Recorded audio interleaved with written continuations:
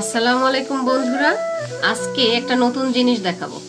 সব সময় তো আমরা মাটির চুলাতে গ্রামের বাড়িতে মুড়ি ভাজি, তো আজকে আমরা চেষ্টা করব গ্যাসের চুলায় মুড়ি ভাজতে। তো আমার মা মুড়ি ভাজার সব আয়োজন করে নিচ্ছে, যে এখানে মাটির ঝাঁঝর নিয়ে নিচ্ছে, আর এই যে চুলার পারে মা প্রস্তুতি নিচ্ছে। তো এখানে মুড়ির চালগুলা অলরেডি এই যে কড়ার ভিতরে দিয়ে ভাজা শুরু করে দিছে। গ্রামে তো আমরা মাটির পাতিলার ভিতরে চালটা ভাজি, তো এখানে মাটির পাতিলা নাই, সেজন্য আমরা কড়াইতেই ভাজা শুরু করছি। তো লবণ আর রসুন ছেঁচা সেই পানি দিয়ে চালটা ভেজে নিতেছে, আর এই সাইডে আবার এই যে বালি কড়াইতে করে গরম করে নিতেছে। একদম হাই হিটে উত্তপ্ত করে নিতে হবে বালিটা, না হলে কিন্তু মুড়ি একদমই হবে না। তো চালটাও একদম ভালো করে ভেজে নিতে হবে, আর সেটা আবার ট্রাই করে একটু চাবান দিয়ে দেখে নিতে হয়। এই যে আমার মা একটু চাবান দিয়ে দেখবে। এখন এই যে বালি নামাই নিছে, এটাও মাটির পাতিলে করেই করে। তো এখানে যেহেতু মাটির পাতিল নাই, আমরা সিলভারের একটা পাতিলে ঢেলে নিছি। এখন একটু তাপ বেশি হয়ে গেছে, তো তাপমাত্রাটা কমানোর জন্য এই যে বাতাস দিয়ে নিচ্ছে। এখন একটু চেক করবে, আর একটু কুরচন দিয়া বাতাস ঢুকে ঢুকে বালুটা একটু ঠান্ডা করে নিতে হবে। বেশি তাপ হয়ে গেলে কিন্তু মুড়ি আবার লাল হয়ে যাবে বা পুড়ে যাবে। এখন চালটা নিয়ে আসবে, চালটা বালির ভিতরে দিবে, এই যে ঢেলে দিয়ে দেখেন এখন কি হয়।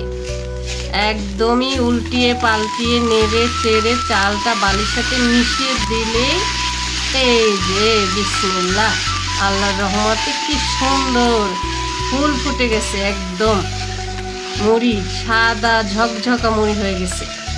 প্রচন্ড গরম লাগে, এই যে বালির তাপ, আমার মার মুখ একদম লাল হয়ে গেছে। এটা খুবই কঠিন কাজ, কষ্টের। এই যে ঢেলে দিল, কিন্তু যারা অভিজ্ঞ তাদের কাছে ইজি। আমার তো দেখেই ভয় লাগতেছে, বালুটা এত উত্তপ্ত হয়েছে। আমার মা একদম আগে থেকেই দেখছি মুড়ি ভাজাতে খুবই এক্সপার্ট। দেখেন গ্যাসের চুলে কি সুন্দর মুড়ি ভাজছে, একদম দবদবা সুন্দর সাদা, আর কি সুন্দর ভালো হয়েছে। এখন ঝাঁঝর থেকে বাঁশের চালনে চেলে নিচ্ছে, যাতে একদমই বালিটা না থাকে। যেহেতু মুড়িটা বালু দিয়ে ভাজা হয়, তাই ভালোভাবে চেলে পরিষ্কার করে নিতে হবে এই হাতে ভাজা মুড়িটা। আমাদের মুড়ি ভাজা কমপ্লিট। আমাদের তো গ্যাসের চুলায় মুড়ি ভাজা শেষ, মা ভাজা ফেললো।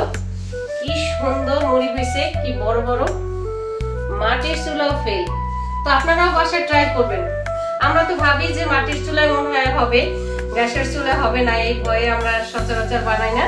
তো দেখলেন তো আমার মা গ্যাসের চুলায় কি সুন্দর মুড়ি ভেজে ফেলছে। তো ছোটবেলা থেকে আমরা আমার হাতে ভাজা মুড়ি বেশি খাই, কিনা মুড়ি খুব কম খাই।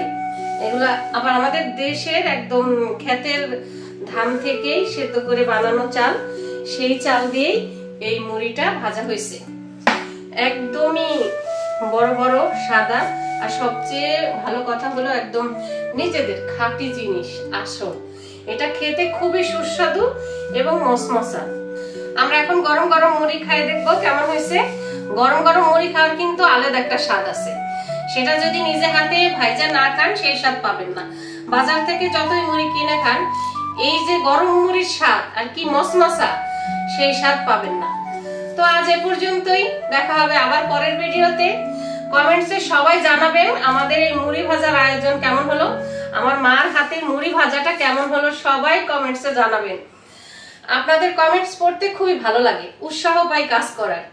লাইক কমেন্ট শেয়ার করে আমাদের পাশে থাকবেন।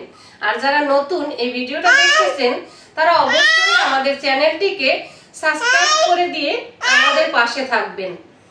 আবার দেখা হবে পরের ভিডিওতে। আল্লাহ হাফেজ।